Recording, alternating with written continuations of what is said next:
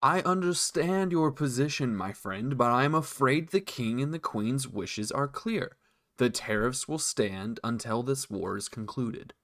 Duke Isaac Blackstone sits calmly at his desk across the high administrators of the Merchants Guild.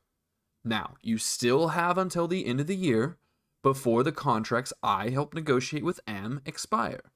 I will make every effort to renegotiate, but I am afraid that the merchant lords will see the king's war as a weak position for us. Then the crown needs to help cover the cost of protecting caravans, at least from Northcliff and Penambara. Surely the increase in caravan raiding hasn't gone unnoticed by the nobility. Domestic product will help cover initial shortfalls for at least half a year. That's quite out of the question, my good administrators. The king and queen are directing all available resources to the war effort. Any additional security you feel your caravans require will have to be covered by your guild fees. My lord, I must express to you my exasperation with the I understand, my dear friend, I do, Blackstone says, holding up his hand.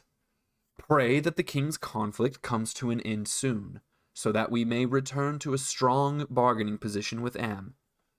As for the bandits, I suggest speaking with the guard commander on how best to manage their resources and how the guild can help with that. The administrators share frustrated looks with each other. Blackstone studies each of their faces thoroughly and silently. We will, of course, continue to pray for the quick resolution of this war, my lord. Simultaneously, the administrators stand up and collect themselves. Thank you for taking the time, but it appears there's nothing else for us to discuss. Indeed, the Duke rises to his feet as well and rings a bell. A second later, a servant opens the door and enters the room. Barnabas will show you out. One by one, the guild members leave. As the last one exits, he shuts the door behind him. Duke Blackstone cannot help but give a mischievous grin at their frustration. That will serve his purposes when the time is right. Before he can sit back down, there is a knock at the door.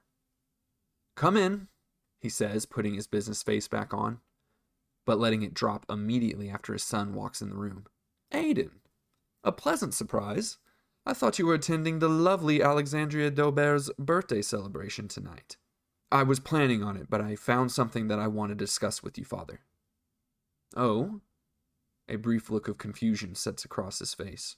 He loved his son, but Duke Blackstone had become accustomed to his hedonistic lifestyle. Yet the look upon his face was one of utter seriousness, which caught the Duke off guard. And that would be? Aiden walked forward and placed a singular parchment on his desk. Isaac Blackstone's blood ran cold as he recognized the draft letter sitting before him. He looked his son in the eye with barely contained shock and fear. Son, he choked. I don't know what you think you have there, but wait, Father, Aiden said, holding up his hand in turn.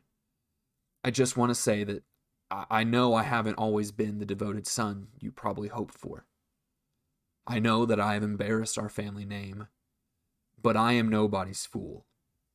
I know what that letter means, and I know that, if your plan succeeds, I would be the crown prince. And a prince bears a greater responsibility than even that of which I have been ignoring. So I ask you this. Make me a part of your plan. Let me show you that I can be trusted to help you carry it out. That I can be trusted with the Blackstone name. Duke Blackstone was at a loss for words.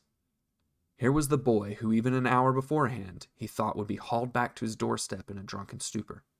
A boy who, depending on whom you asked behind closed doors, people would say he failed to raise properly.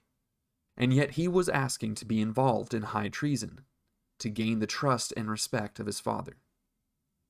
One could not help but feel a single emotion: pride. Sit down, son. We have a lot to discuss.